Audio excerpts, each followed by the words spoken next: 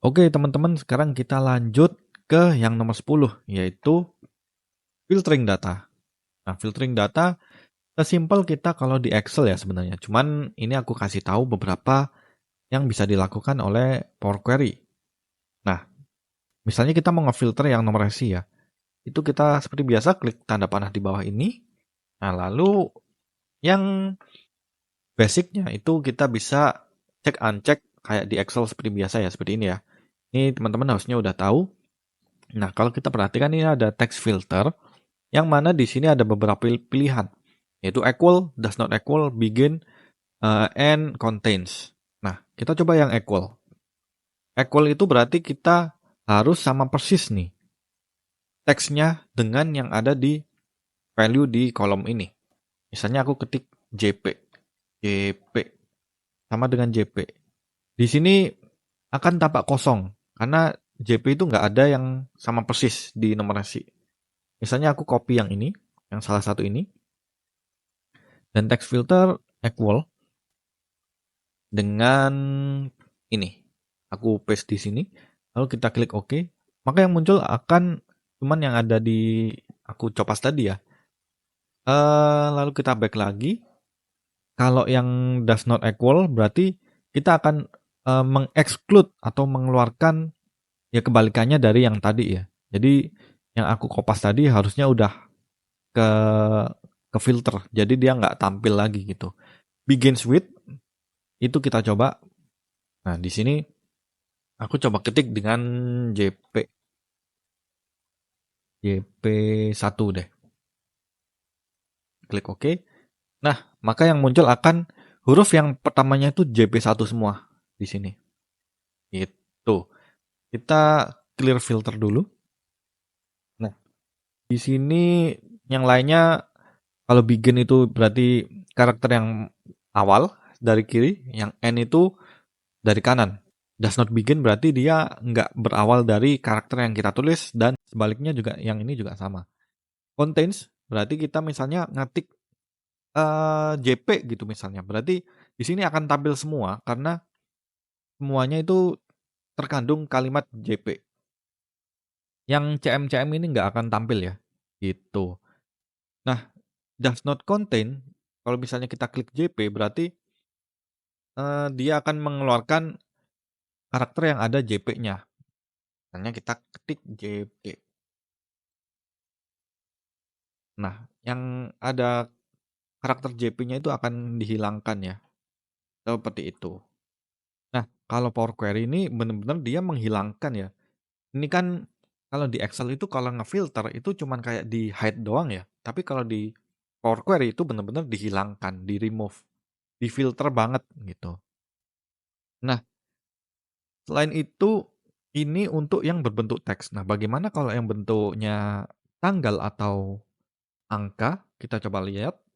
Ini misalnya kita ganti dulu ya ke date and time. Lalu kita klik. Nah, di sini akan berbeda nih. Nah, filternya itu akan berbeda. Dia ada equals, before, after, between, dan lain sebagainya. Di sini teman-teman bisa coba ya. Misalnya kita coba yang before ya, yang before. Nah, di sini teman-teman bisa ketik tanggal atau kita bisa simply klik yang ini, icon tanggal ini. Lalu kita cari misalnya nih di bawah tanggal 3 Januari 2022. Kita pilih ke 2022 Januari 3. Nah, ketik OK. Nah, maka yang muncul hanya yang sebelum tanggal 3 Januari 2022. Seperti itu ya. Lalu kita coba lagi clear filter. Yang lainnya misalnya, nah ini teman-teman bisa coba-coba sendiri. Misalnya tahun berapa, ini quarter berapa, bulan berapa, dan lain sebagainya. Nah, yang terakhir ada di number ya, angka ya. Nah, ini misalnya harga awal. Kita ganti dulu ke whole number. Nah, harga awal ini harusnya desimal sih. Ke desimal. Nah, di sini number filternya juga akan beda. Nah, equals, does not equal.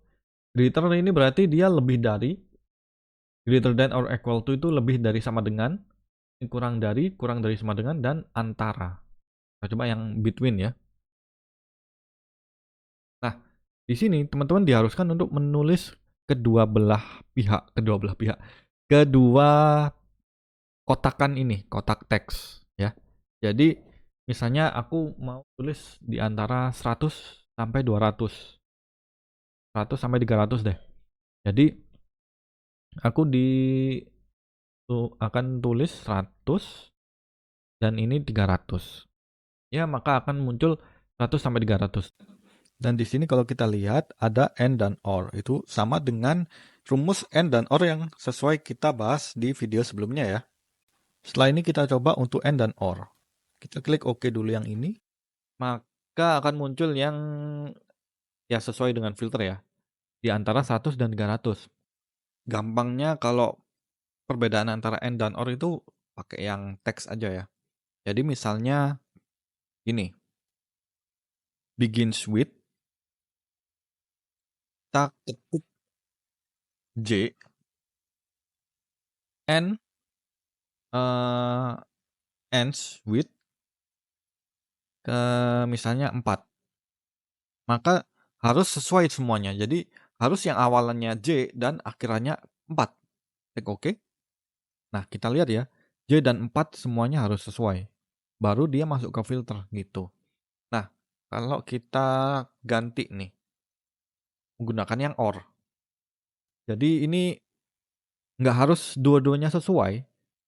Salah satu sesuai aja udah cukup. Kita coba ya. Nah, ini jadinya awalnya J, tapi akhirnya 6. Itu nggak masalah, karena salah satu udah sesuai, udah masuk filter, yaitu J. Awalannya J. Sedangkan yang lain, itu misalnya kita cek yang akhirnya 4, ya ada J-nya semua ya. Ya, seperti itu. Jadi, kalau yang OR itu salah satunya sesuai aja udah nggak masalah. Muncul ke filter. Gitu. Itu untuk filtering data ya. Sekarang kita selanjutnya adalah nomor 11 ya, data formatting. Data formatting itu untuk merubah format data kita. Jadi misalnya kita ubah yang kolom ini ya, nama produk. Itu kita masuk ke transform. Nah, kita masuknya yang ke format. Nah, ini ada lowercase. Lowercase itu untuk memperkecil semua huruf. Misalnya seperti ini. Klik insert aja. Nah, dari yang tadi ada huruf besarnya, sekarang jadi huruf kecil semua ya. Coba yang huruf uppercase jadinya huruf besar semua. Nah, lalu coba yang capitalize each word. Jadi sesuai dengan huruf kapitalnya masing-masing ya. Jadi akan jadi seperti ini. Nah, huruf kapital lalu tiap spasi itu ada huruf kapitalnya gitu. Nah, lalu yang trim ini untuk menghapus spasi yang berlebihan. Kebetulan di sini nggak ada spasi yang berlebihan, jadi kita coba aja deh trim.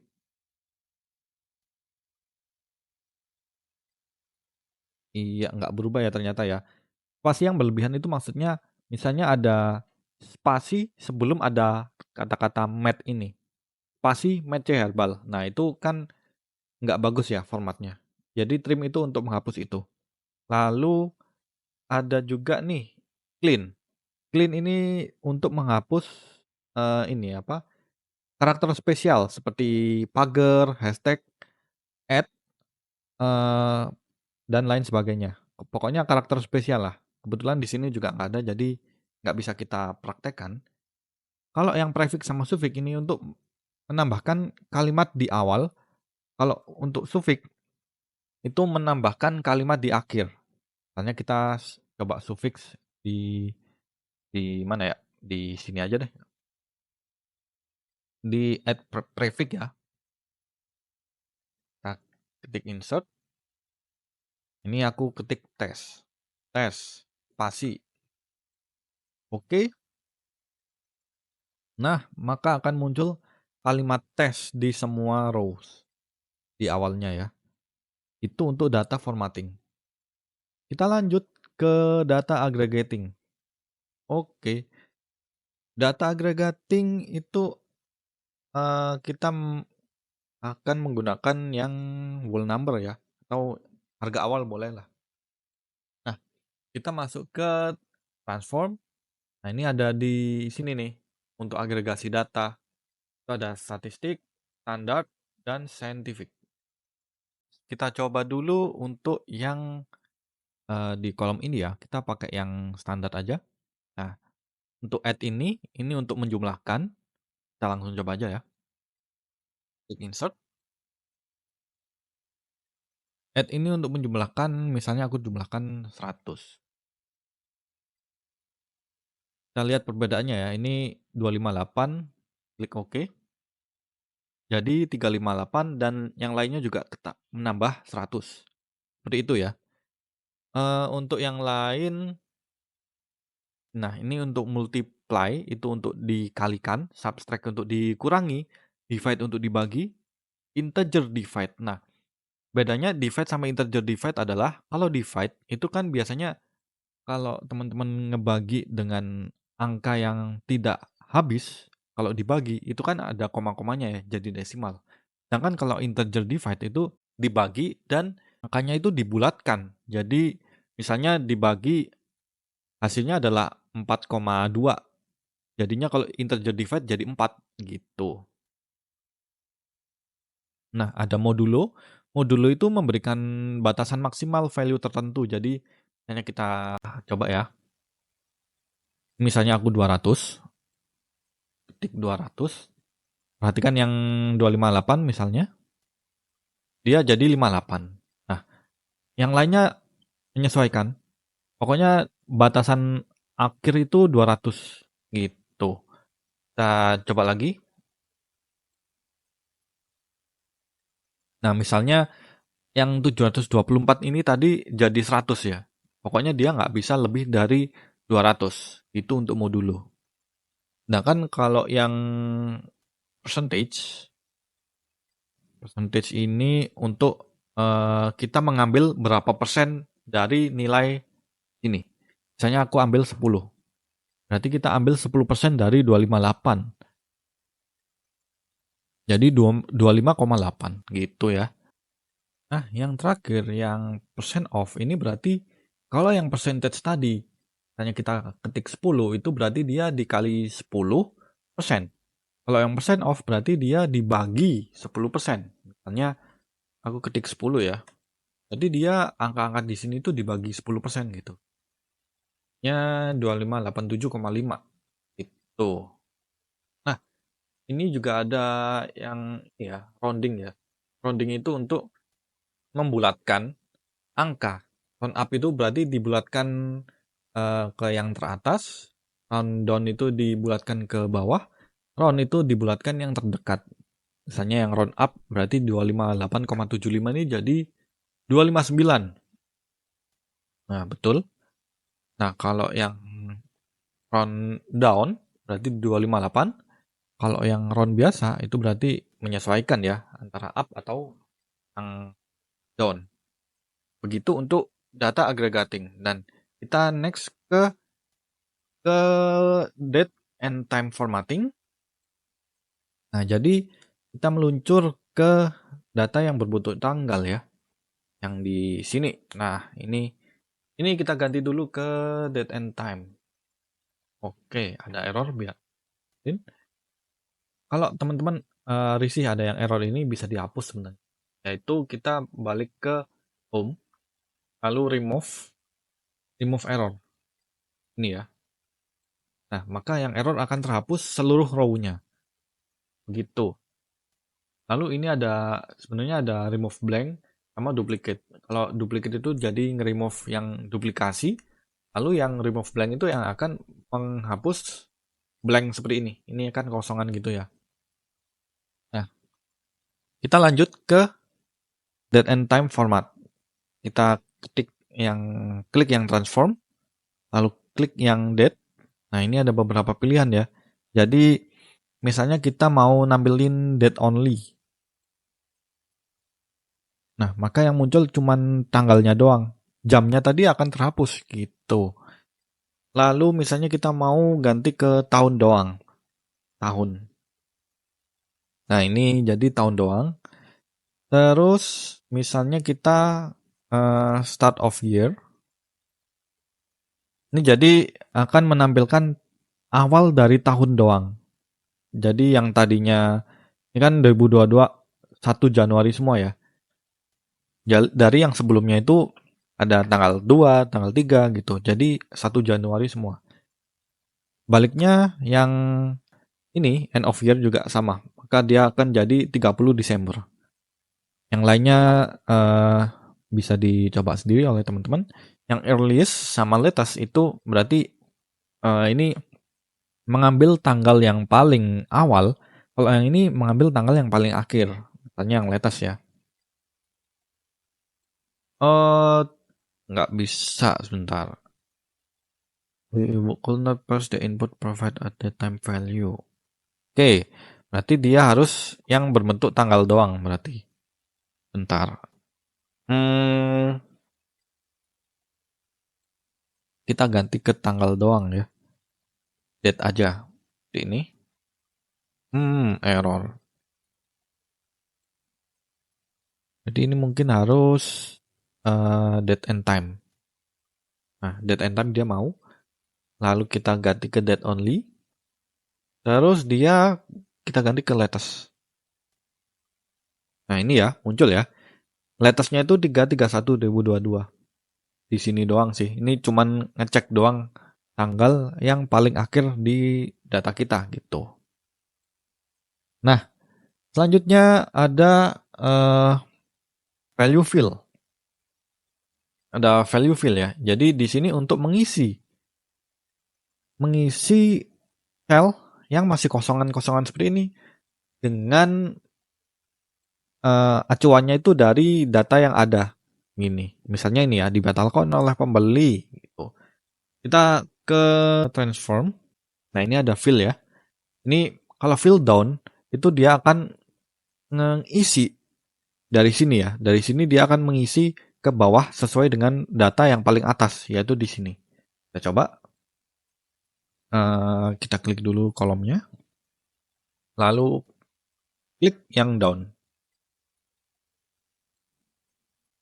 Oh, ternyata ini field-nya masih nggak mau kerja.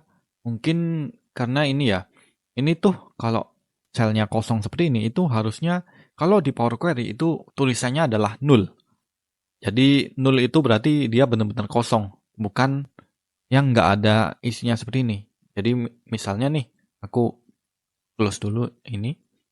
Nah, ini aku ganti dulu yang kosong menjadi null. Dengan cara kita ke home, lalu kita replace value. Value to find yang kosong aja. Replace with null. Nah, seperti ini. Klik OK. Nah, jadi null semua seperti ini. Maka ini harusnya udah bisa di-fill seperti ini. Kita coba ya, down. Nah, udah bisa kan? Jadi dia akan terisi yang dengan data yang ada di atasnya. Seperti itu. Yang di paling atas ini null semua soalnya emang di atasnya nggak ada data apa-apa ya. Kita coba yang fill up. Nah, jadi keisi ke atas ya.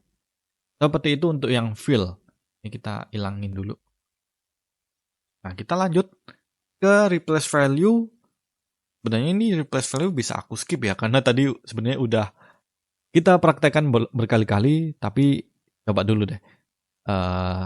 Misalnya yang cashless ini aku ganti menjadi replace value. Cashless menjadi cash biasa deh. Klik OK. Nah, jadi cashless menjadi cash semua. Gitu untuk replace value. Simple. Lalu kita lanjut ke pivoting column. Nah, untuk pivoting column, aku biar kita lebih mudah ya. Itu aku akan ambil cuma 3 kolom doang. Status pesanan misalnya. Terus ini sama yang bentuknya angka deh. Total harga produk boleh. Nah, Ini aku akan remove order column. Nah, di sini kan udah tinggal 3 ya. Kita jadikan pivot. Jadi pivot itu kita ke tab transform, lalu ini pivot column. Values column. Ini kita pilih value dari pivot. Misalnya kayak pivot table ya, itu kan ada value-nya ya. Nah, ini kita pilih value-nya itu yang mana. Harusnya aku mau pilih yang total harga produk. Oh, mungkin ini harus diganti dulu ya. Menjadi desimal aja deh. Aduh, masih kayak gini lagi. Ntar aku betulin dulu ya. Replace value. Value to find titik. Nah, terus kita ganti ke whole number. Ini udah, terus kita klik yang ini, yang paling ujung ya, status pesanan. Terus kita klik yang pivot column. Kita ganti values-nya ke total harga produk. Klik OK. Nah, jadi seperti ini ya pivot ya. Jadi kayak pivot table lah ya.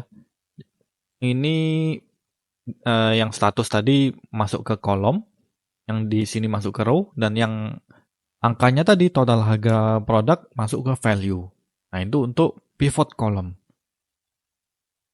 Oke, lanjut kita ke group by yang terakhir ya.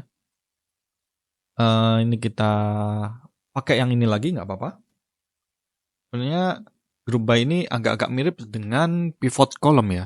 Cuman kalau group by ini lebih simpel karena kita bisa milih value-nya. Misalnya nih, kita cari total harga produk berdasarkan total status pesanan ya. Nah, ini nih, group by ini. Nah, ini akan muncul pop-up seperti ini. Itu status pesanan biarin. New column name itu misalnya total harga produk. Nah, operation itu bisa di sum. Kolomnya yang di sum itu yang mana? Yang total harga produk ya. Klik OK. Nah, maka akan di grouping berdasarkan status pesanan dan total harga produknya itu di sum. Gitu. Ini ada yang null, itu bisa di-filter aja ya. Seperti ini. Nah, ini jadinya group by. Itu dulu untuk beberapa fungsi dari Power Query, dan kita nextnya akan lebih lanjut lagi, lebih advance lagi untuk mendalami Power Query.